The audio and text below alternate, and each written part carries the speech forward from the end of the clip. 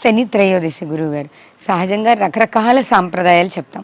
శని త్రయోదశికి దానాలు, హోమాలు, జపాలు, తపాలు.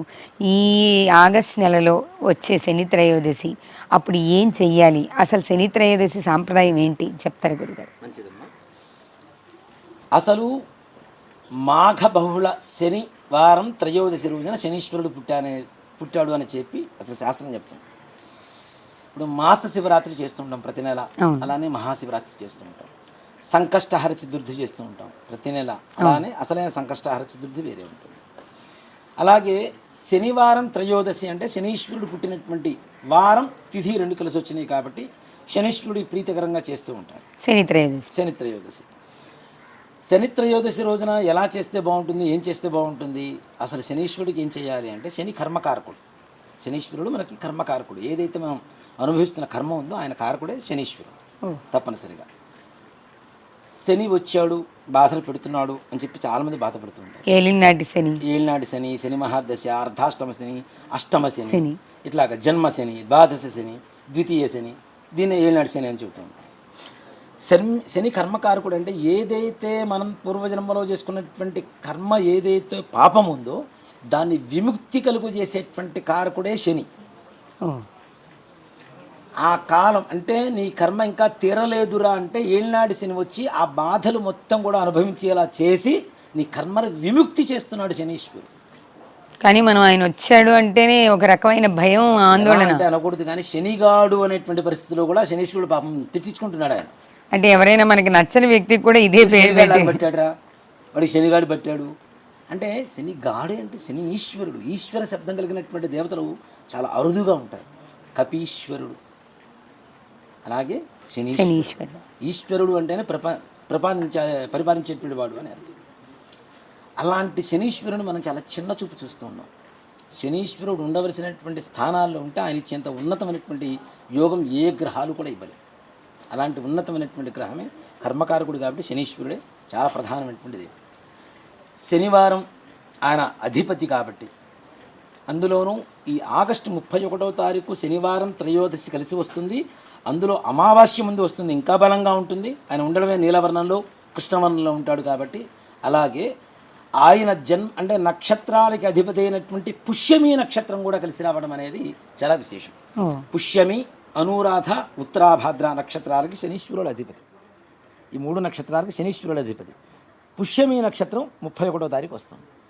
అంటే ఆయన కారకుడ అధిపతి అయినటువంటి జన్మ నక్షత్రం ఏదైతే ఉందో ఆ నక్షత్రము, శనివారము, త్రయోదశి 3 కలిసి రావడం అనేది చాలా విశేషమైనటువంటి రోజు. ఓ మాట చెప్పాలంటే ఈ మధ్యకాలంలో అరుదుగా అవే వస్తూ ఉన్నాయి. ఈ అంటే విశేషమైనటువంటి కలయిక, అరుదైనటువంటి కలయిక.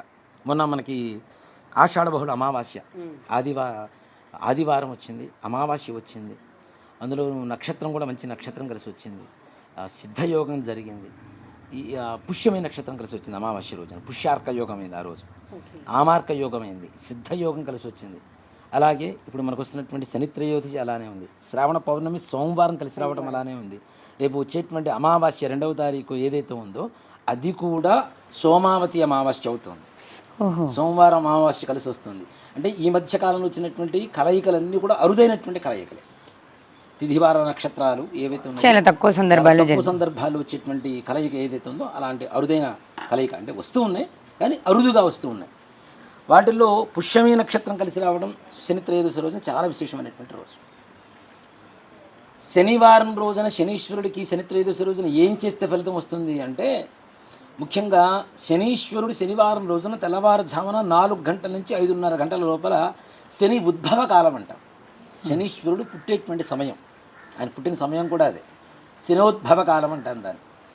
ఆ కాలంలో చేస్తే ఏ పనైనా 100% సక్సెస్ అవుతుంది, సత్ఫలితాన్ని ఇస్తుంది. ఇప్పుడు చాలామంది శనివారం ఇల్లు మారం, శనివారం పెళ్లి చేసుకోమంటారు. కానీ శనివారం తెల్లవారుజామున వాళ్ళ నక్షత్రానికి తారాబలం కుదిరి ఇల్లు మారితే మరలా ఇల్లు మారాల్సిన అవసరం ఉండదు. ఆ ఇంట్లో అపురూపమైనటువంటి విశేషమైనటువంటి ధనయోగం కలుగుతుంది. అది సాక్షాత్ నేనే దానికి సాక్ష్యం కూడా. మా గురువు గారు, మీరు చేస్తూనే ఉంటారు, పొంగూరు లక్ష్మీనారాయణ గారు. మా గురువు గారు 93లో నేను ఒక దేవాలయంలో అర్చకుడిగా నియమించే సమయంలో మా గురువుగారు అదే సమయంలో నియమించారు. అలాగే మా స్వగ్రామం నుంచి నేను గుంటూరులో దేవాలయంలో ఇంట్లో చేరడానికి కూడా తెల్లవారుజామున ఆయన ఇదే ముహూర్తం పెట్టారు. తెల్లవారుజామున 4ంటికి మీరు పాలు పొంగించండి, చాలా బాగుంటుందని. నిజంగా ఆ తర్వాత నేను చాలామందికి సూచించాను ఈ విషయాన్ని. వాళ్ళందరి జీవితాలు కూడా మారిపోయాయి. ఆ రోజు నుంచి నా ఉన్నత స్థాయి మొదలైంది. మా గురుగారు పెట్టిన ముహూర్తం దగ్గర నుంచి నా ఉన్నత స్థాయి మొదలైంది. అలాంటి రోజున ఆ సమయంలో శని ఉషస్సు సమయం అంటాం కదా, ఆ ఉషస్సు సమయంలో చేసే పనులు ఏ పనులైనా తప్పనిసరిగా శనీశ్వరుడు అనుగ్రహం కలుగుతుంది. అలాగే శనివారం రోజున ఉదయం 6 గంటల నుంచి 7 గంటల వరకు శని హోరాకాలం అంట. హోరాకాలం ఉదయం 6 గంటల నుంచి 7 గంటల వరకు ఉంటుంది. అంటే శనీశ్వరుడు దృష్టి మన మీద కలిగేటువంటి సమయం కూడా. ఇప్పుడు మనం భగవంతుడు పూజ చేస్తున్నాడే భగవంతుడి అనుగ్రహం కోసం, ఆయన దృష్టి కోసమే కదా. చాలామంది శని దృష్టి పడితే పాడైపోతాం కదా, ఆ సమయంలో ఎందుకు చేయాలంటారు. శని దృష్టి కలగడం వేరు, శనీశ్వరుడు అనుగ్రహం కలగడం వేరు. రెండింటికి తేడా ఉంది. శని దృష్టి వేరు, శనీశ్వరుడు అనుగ్రహం వేరు. దృష్టి సుదృష్టి రెండు వేరు వేరు వేరు. మంచి దృష్టి కలగడం వేరు, ఆయన అనుగ్రహం వేరు. దృష్టి కలిగి నాశనం అవటం వేరు. నాశనం కూడా అది కూడా నీ కర్మను బట్టే, అంతేకాని ఆయన నాశనం చేయాలని నీ దగ్గరికి రాడు. మన కర్మ ఫలితాన్ని కర్మను విముక్తి చేయడం కోసమే నీ దగ్గరికి వస్తున్నాడు. శని మహాదశ 19 సంవత్సరాలు ఉంటుంది. 19 సంవత్సరాలు మరి పాడైపోతాడా మనిషి? కాడు. ఎప్పుడైతే శనీశ్వరుడికి ఉండేటువంటి లక్షణం కూడా చూడండి, శని మహర్దశ ప్రారంభమైన వెంటనే ఏదైనా చెడు జరిగిందంటే వెళ్ళేటప్పుడు అమితమైనటువంటి ఆనంద యోగాన్ని ఇస్తున్నాడని అర్థం. శని మహర్దశ కూడా అంతే. శని మహర్దశ 3 సంవత్సరాలు ఉంటుంది. శని మహర్దశలో శని అంతర్దశ. ఈ మహర్దశ అంతర్దశ కాలంలో ఎప్పుడైతే కష్టాలను ఇస్తున్నాడో మిగిలిన 16 సంవత్సరాలు కూడా నీకు యోగాన్ని ఇస్తున్నాడని అర్థం. వస్తూ కష్టాన్ని ఇచ్చాడు అంటే వెళ్తూ సుఖాన్ని ఇస్తాడు, మర్చిపోలేంత సుఖాన్ని. అది కూడా ఎట్లా అనిపిస్తుంది అంటే మన దగ్గర ఉన్నంతకాలం మన కష్టాలు అనుభవిస్తుంటాం కదా. ఇప్పుడు అస్సలు గాలి కూడా రాని ప్రదేశంలో ఒక్కసారిగా ఏసీ వేస్తే ఎలా ఉంటుంది? అద్భుతంగా అనుకుంటాం కదా. అలాంటి ప్రశాంతతని శనీశ్వరుడు మాత్రమే ఇవ్వగలుగుతాడు. ఆయన వెళ్ళిపోయేటప్పుడు అంత అమితమైనటువంటి యోగాన్ని ఇస్తాడు. నాకు తెలిసినటువంటి ఒక స్త్రీమూర్తి, భార్యాభర్తల మధ్యలో గొడవలు, నా దగ్గరకు వచ్చింది. మీ ఇంటికి వస్తాడు, మళ్ళీ నీ దగ్గర ఇంత మంచిగా ఉంటాడని చెప్పాను. నేను చెప్పిన ముందు రోజు కూడా నా దగ్గరకు వచ్చి ఏడ్చింది ఆవిడ. నన్ను తమ్ముడు అనిపిస్తుంటుంది. ఏరా నాన్న రాలేదు నాన్న మీ బావగారు అని. కానీ ఇంకొక రోజు టైం ఉంది కదా, ఒక్కరోజు వెయిట్ చేయండి అన్న. ఆ మరుసటి రోజు సాయంత్రం పూలు పండ్లు స్వీట్స్ తీసుకొని వచ్చింది నా దగ్గరికి. అరే నాన్న మీ బావగారు వచ్చారా. అప్పటి నుంచి ఇప్పటికీ నేను చూస్తూనే ఉన్నాను, నా కళ్ళెదురుగానే ఉన్నారు, వాడు చూస్తూనే ఉన్నాను. అమిత ఆనందంగా ఉన్నాను. ఏ రకమైనటువంటి ఎడబాట్లు లేవు వాళ్ళిద్దరి మధ్యలో, ఎక్కడ అపార్థాలు లేవు.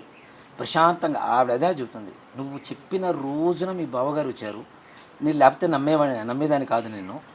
అంత పర్ఫెక్ట్గా శనీశ్వరుడు పనిచేస్తాడా అని చెప్పి ఆవిడ ప్రతి శనివారం శనీశ్వరుడికి పూజ చేయడం మొదలుపెట్టింది. ఇది జరిగి కూడా దాదాపు 13 ఏళ్ళు అవుతుంది. అంటే శనీశ్వరుడి అనుగ్రహం అనేది అంత విశేషంగా ఉంటుంది. ఇప్పుడు ఆయన అనుగ్రహం లేకపోతే ఇనప సామాన్లు అమ్ముకునేవాళ్ళు, మన ఈ ఐరన్ షాప్స్ ఉంటాయి చూడండి, మరి వాళ్ళకి అనుగ్రహం మరి కోట్లలో లాభాలు ఆయన అనుగ్రహమే కదా. మరి అలా ఉక్కు కర్మాగారం ఉంది. ఉక్కు కర్మాగారం మరి ప్రపంచంలోనే విశాఖపట్నం ఉక్కు కర్మాగారం పేరు పొందింది అంటే శనీశ్వరుడు అనుగ్రహం ఉండబట్టే కదా. మరి దాని గురించి ప్రభుత్వాలు పోట్లాడుకుంటున్నాయి అంటే ఆ స్థాయిలో ఉందంటే మరి సామాన్యమైనటువంటి విషయం కాదు కదా. కొన్ని లక్షల మంది బ్రతుకుతున్నారు కదా, మరి శనీశ్వరుడు అనుగ్రహమే కదా. ఆయన అనుగ్రహం కలిగితే మనకు కలగందంటూ ఏమీ ఉండదు.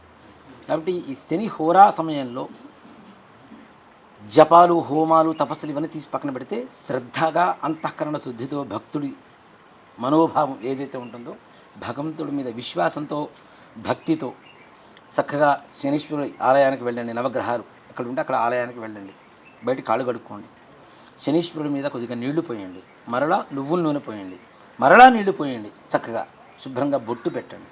చిన్న వస్త్రం ఏదైనా సరే ముందు రోజు మన ఇంట్లో తెచ్చి పెట్టుకుంటే ఇంకా మంచిది.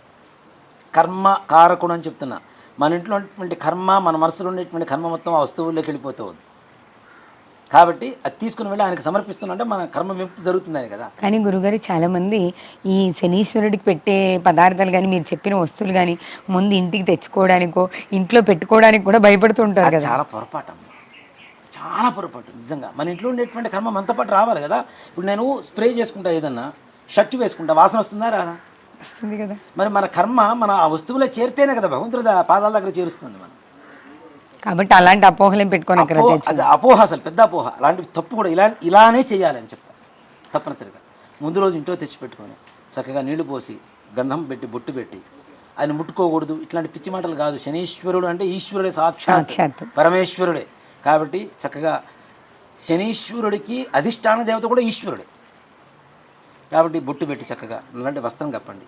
తీసుకెళ్ళిన నువ్వులు ఆ స్వామివారి పాదాల దగ్గర వెండి, ఆయన ముఖం మీదనో శరీరం విగ్రహాల మీద కాదు, ఆయన పాదాల దగ్గర వేయండి.